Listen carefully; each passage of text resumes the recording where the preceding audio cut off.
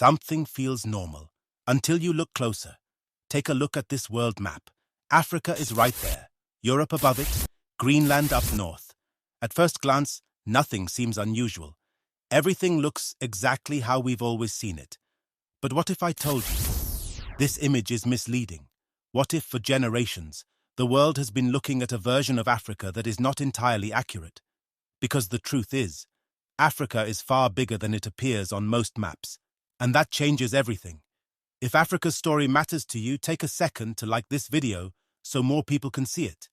Because today, we're uncovering one of the most overlooked distortions in how the world sees Africa. Now here's where it gets interesting. On many of the most widely used maps in the world, Greenland looks almost the same size as Africa. But in reality, Africa is about 14 times larger. 14 times. Let that sink in. This is not a small error. This is a massive difference in perception, a difference that has quietly shaped how the world understands size, scale, and even importance. In the most widely used map in the world, Greenland is around the same size as the entire African continent. In reality, Africa is roughly 14 times bigger. That's one example of why Togo is seeking a change on the global stage. Its Foreign Affairs Minister, Robert Dussey, says the West African country will ask United Nations member states to ditch their 16th century Mercator projection. And that the true map reflecting the actual size of Africa, and I repeat, this is the equal Earth map, is taught. Thus, Togo has the support of all African countries. Critics say the widely used Mercator projection reinforces perceptions of Africa's marginality and shapes narratives in media, education and policy. And that's despite the continent's vast size and population. Earlier this year, the African Union, representing 55 member states, adopted a resolution promoting the Equal Earth projection. It has tasked Togo with championing a Correct the Map campaign. C'est une lutte pour l'humanité, ça c'est une lutte pour la science. It is a struggle for humanity. It is a struggle for science. Therefore, former colonial powers should have every interest in supporting this African Union initiative today. De l'Union africaine because it is scientific truth, and when it comes to science, I think we have no choice but to accept the facts. Que d'accepter les faits. Dussey said a draft resolution is being prepared, with a vote likely at the next UN General Assembly in September. North America. How countries vote, he said, would reveal their true colours. Small it actually is compared to the continent of Africa. Now that you've seen that, it becomes clear that this is not just about geography, it's about perception. And the source of this distortion comes from something called the Mercator projection, a map system created in the 16th century. At the time, it was revolutionary.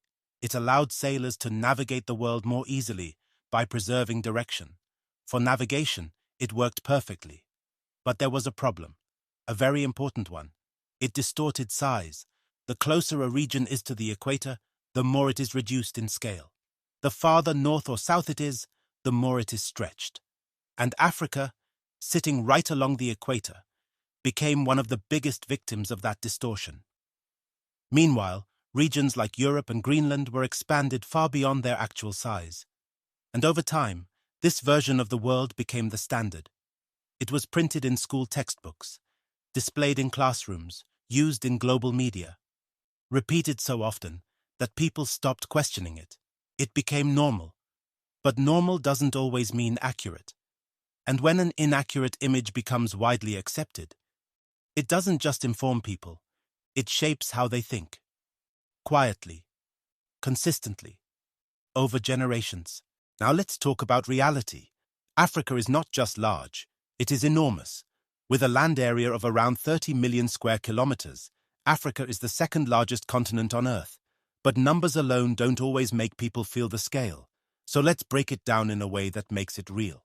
You could fit the entire United States inside Africa, then add China, then India, then most of Europe. And even after all that, there would still be space left. That is the true size of Africa. Yet on many maps, it doesn't look that way. And this is where perception becomes powerful.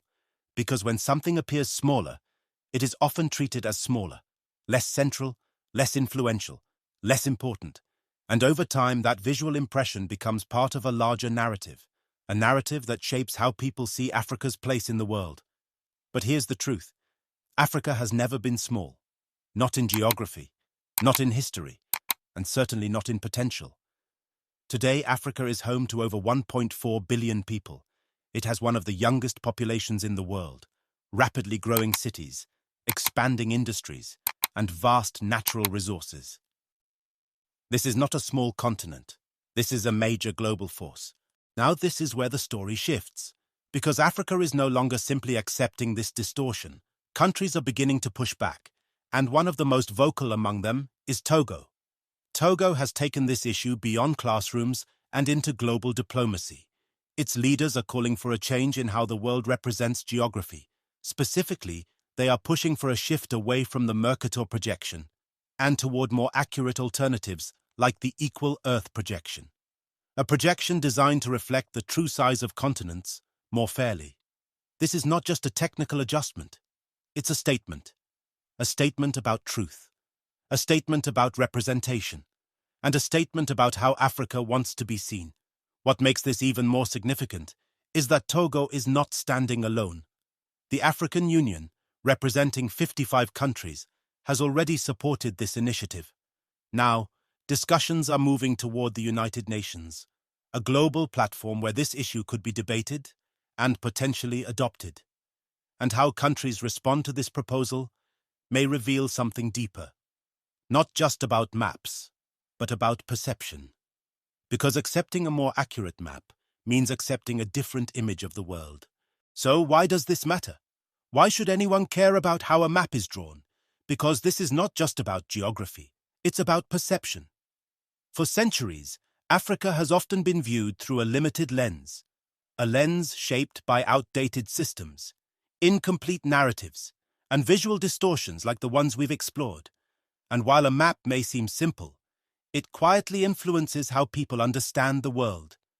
If something looks smaller, it can feel smaller, less powerful, less relevant, but when the image changes, so does the perspective.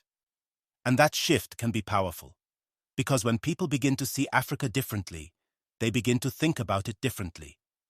And when thinking changes, so do decisions, so do opportunities, so does the future. This is why this conversation matters.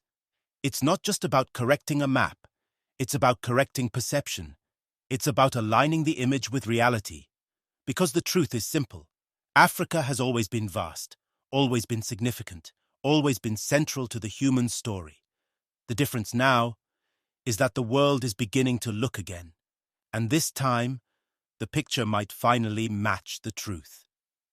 If this made you see Africa differently, take a moment to like this video so more people can discover this perspective. Subscribe to Voice of Africa for more powerful, thought-provoking stories. And tell me in the comments, did you know Africa was this big, or is this your first time seeing the real picture? Because awareness is where real understanding begins.